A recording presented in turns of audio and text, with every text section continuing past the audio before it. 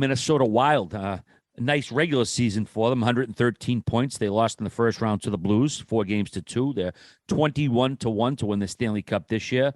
They brought in Sam Steele and Philip Gustafson for a goaltender. They said bye to Kevin Fiala, Jordy Ben, Nick Delorier, Nick Bjugstad, and Dmitry Kulikov. The Wild thought they were turning a franchise corner last season, and then the playoffs came, and they got bounced in the first round yet again. They also lost Kevin Fiala. His 85 points is going to be very tough to replace, but Matt Boldy should be able to get some of them. They do need Marc-Andre Fleury to be better in the playoffs this year, provided they get there. But you got Spurgeon, Dumba, Brodin, Middleton, Goligoski, and Merrill all back on D. Pretty solid D. Dumba isn't the last year of his deal. You might hear his name in some trade rumors. And then, of course, you got Kaprizov, who presumably should get even better this year. But if all else fails, Biz, they could just beat up the referees like Brandon Baddock did the other night. Did you see that shot I included? He was fighting kid on Dallas Stars, Jared Rosberg. He punched the friggin' linesman right in the head. I mean, he missed a shot. It wasn't like he was aiming for him. Yeah, he popped him right in the head. But anyways, Biz, is this the year the Wild finally get out of the first round? So what's difficult and why they couldn't really add much in free agency is they're now in cap hell for the next couple of years. And you talked about turning that corner as an organization. I had such high hopes for them going into playoffs. I think I even picked them to beat St. Louis in that first round. But given the strength of the West, man, I think that they're going to be potentially a wild card team if they do get in. I just think that everybody else who is relevant in that conference did their job in free agency and or had a loaded squad. So they, in my opinion, took a step back as far as keeping up with the rest of the pack. It's going to have to take, a few homegrown talents to take that next step.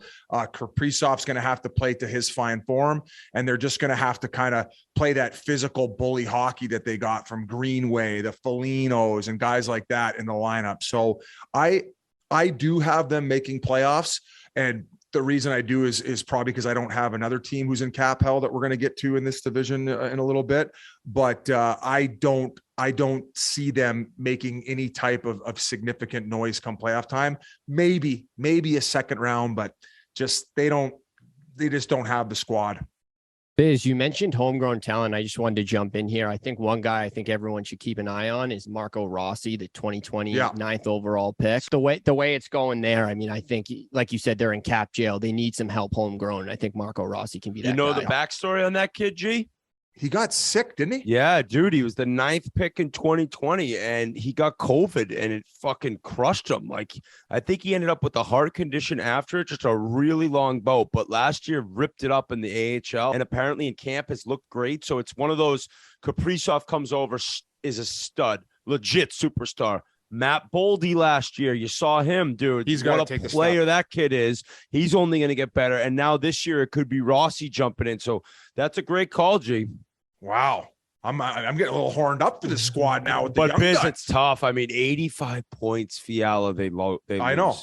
And he was a stud in the second half of the year, and a big reason for that playoff push. So they're going to have to get guys on entry-level deals making huge impacts if they are going to get to that second round already. How long? Have they never been to the second round in their franchise history?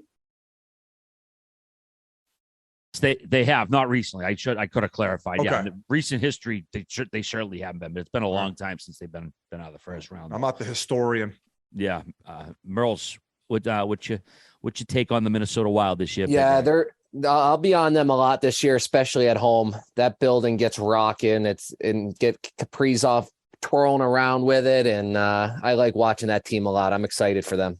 Yeah, and as far as buying out Parise and Suda, it was it was a necessary move that Billy Guerin had to do. I mean, he had to bring a new culture in, he had to bring a new locker room in, and he just could not leave those guys on the team. I mean, I guess Lansing a Boyle is probably maybe a good comparison. It was like I have no dog. All right, I have no dog in the fight, but we're going to shift over to Dallas at some point. Completely different in a sense. If you're saying we need to change the culture up where there was maybe some problems internally, as opposed maybe a couple guys making big dough who aren't having that same impact that they once were. So